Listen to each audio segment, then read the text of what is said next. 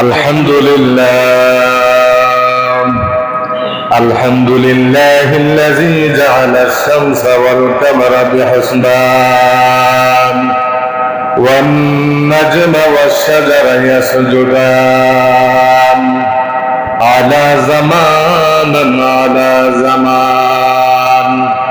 كما فضل مكانا على مكان وإنسانا على الإنسان ونشهد أن لا إله إلا الله وحده لا شريك له لا ضد له ولا ند له ولا مثل له ونشهد أن سيدنا وسندنا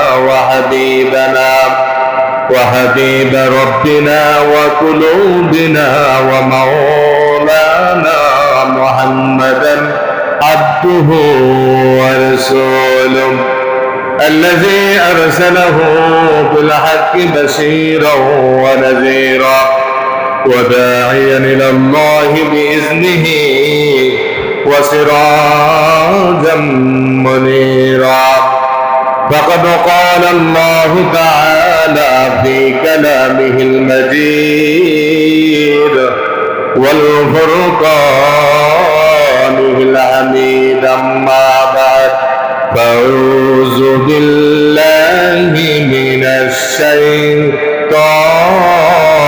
الرجيم بسم الله الرحمن الرحيم قل إن كنتم تحبون الله فاتبعوني يحببكم الله ويغفر لكم ذنوبكم والله غفور رحيم وقال النبي صلى الله عليه وسلم أنا خاتم النبيين لا نبي بعدي فقد قال الله تعالى في شأن حبيبه ومحبوبه ومعشوقه مخبرا وآمرا إن الله ملائكته يصلون على النبي يا أيها الذين آمنوا صلوا عليه وسلموا تسليما اللهم صل على محمد وعلى آل محمد كما صليت على إبراهيم وعلى آل إبراهيم إنك حميد مجيد اللهم بارك على محمد وعلى آل محمد كما باركت على إبراهيم وعلى آل إبراهيم إنك حميد مجيد ربي زدني علما رب اشرح لي صدري ويسر لي أمري واحلل عقدة من لساني يفقه قولي وصدق رسوله النبي الأمي الكريم ونحن على ذلك من الشاهدين والشاكرين والذاكرين والحمد لله رب العالمين میں دور ہو مجبور ہو سید عالم دیدار دیکھات نہیں آواز سنا دے میں دور ہو مجبور ہو سید عالم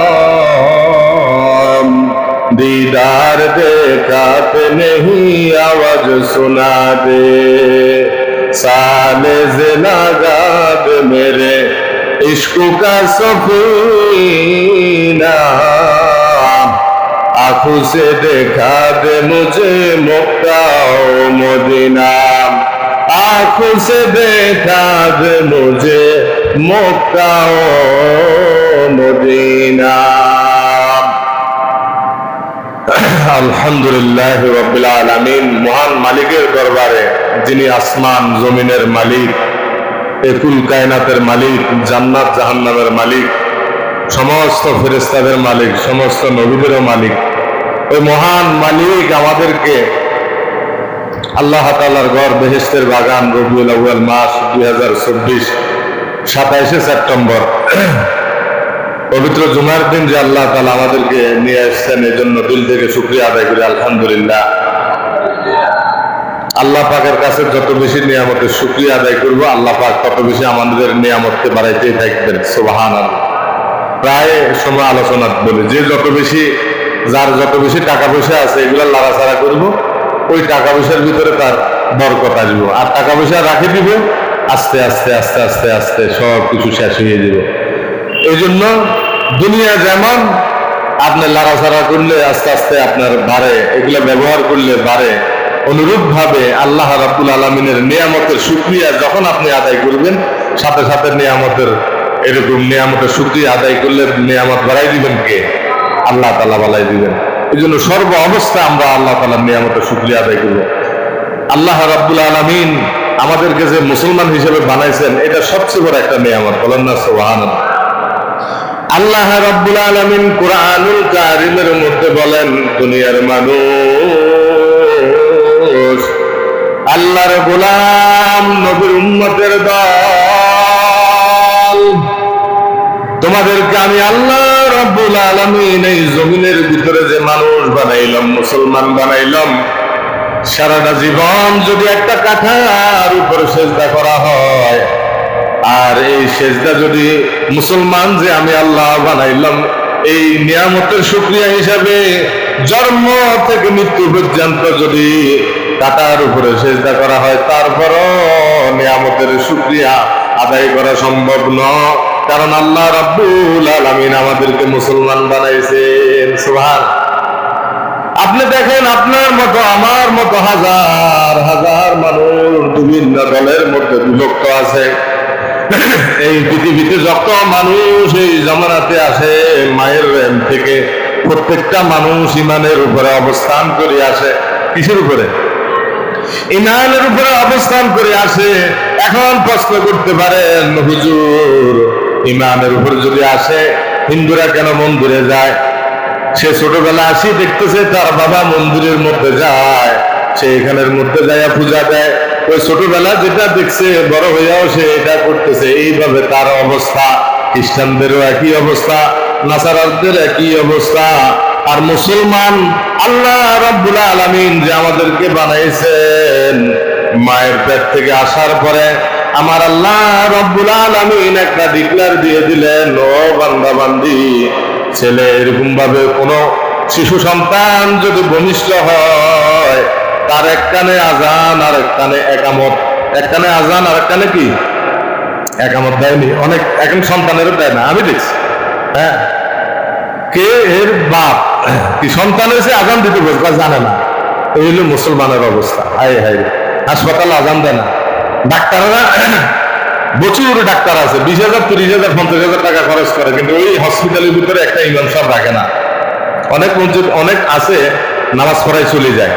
কিন্তু উচিত ছিল কোন সন্তান যদি ভূমিষ্ঠ হয় এবং ওই সন্তানের এক কানে আজান আর এক কানে একামত দেওয়া, এটা নবীর সুন্নত। এটা সর্বপ্রথম তার টিকা, বলেন না সুবহানাল্লাহ। যে টিকা দিল আল্লাহ আল্লাহ রাসূলের আজান দিয়া, ওই বাচ্চা বড় হইল আল্লাহ আল্লাহ রাসূলের কাজ করবেন, নবীর তরিকা মতো চলবে, বলেন না সুবহানাল্লাহ। আর যদি হুজুর রাখলো না, কিন্তু সে যে মুসলমান, তার তো আজানটা শিখা দরকার।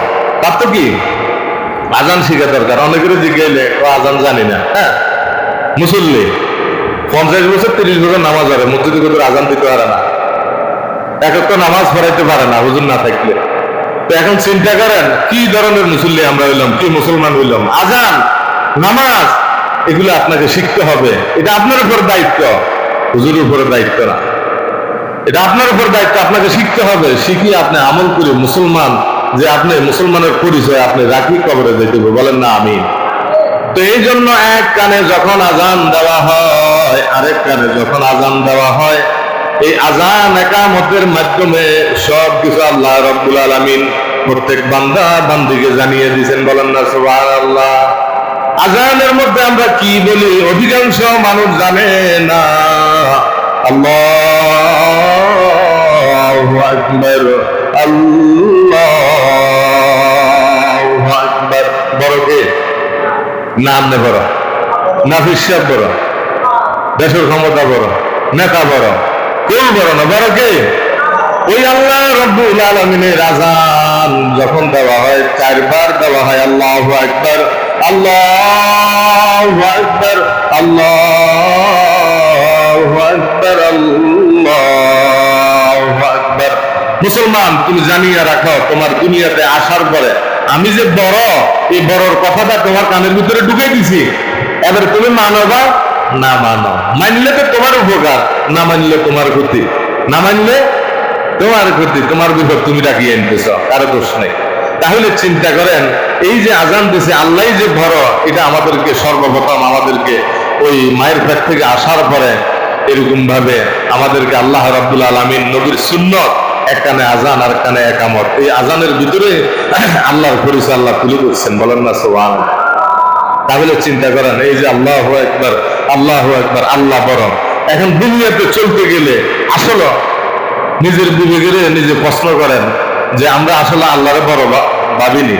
না না না, আমরা ঠিক করে আল্লাহরে বড় ভাবতে পারি নাই। সংসারেরও যেরকম বড় ভাবছে, গরু, ক্ষেত খামার, আত্মীয় স্বজন, বিভিন্ন দলের নেতা, বিভিন্ন দল, এরকম যেরকম আমরা বড় ভাবতেছি, এরকম আল্লাহরে আসলে আমরা বড় ভাবতে পারতেছি না। যদি আল্লাহরে বড় ভাবতাম, বলেন বুকে হাত দিয়ে তাম পৃথিবীতে সকল মুসলমান যে আল্লাহ আমাদেরকে বানাইছে, ওই আল্লাহকে যদি আমরা বড় ভাবতাম, তাহলে এই দেশের ভিতরে অশান্তি থাকতো না, এই দেশের ভিতরে চোর বাটপার আল্লাহর নাফরমান এই জমিনে থাকতো না, অভাব এই জমিনে থাকতো না, এই জমিনে আল্লাহর হুকুম পালন হইতো। আল্লাহ পাক এই দেশের ভিতরে শান্তির রহমতের পরিবেশ কায়েম করে দিত, বলেন না সুবহানাল্লাহ। আল্লাহ পারে কি পারে না? না পারে না, মনে আল্লাহর মনে শক্তি নেই নাকি? বলেন, আল্লাহ সব কিছুই করতে পারে, অহু আলা কুল্লি শাইইন কাদির। এখন কেন পারে না? ওই যে আপনি ভালো হইতে পারেন নাই, আপনি আল্লাহর উপর তাওয়াক্কুল করতে পারেন নাই, না করার কারণে আপনার অবস্থানের উপরে আল্লাহ পাক যেরকম আপনি ধারণা করবেন, এরকম মুআমালা আল্লাহ পাক আপনার সাথে করবেন, বলেন না সুবহানাল্লাহ।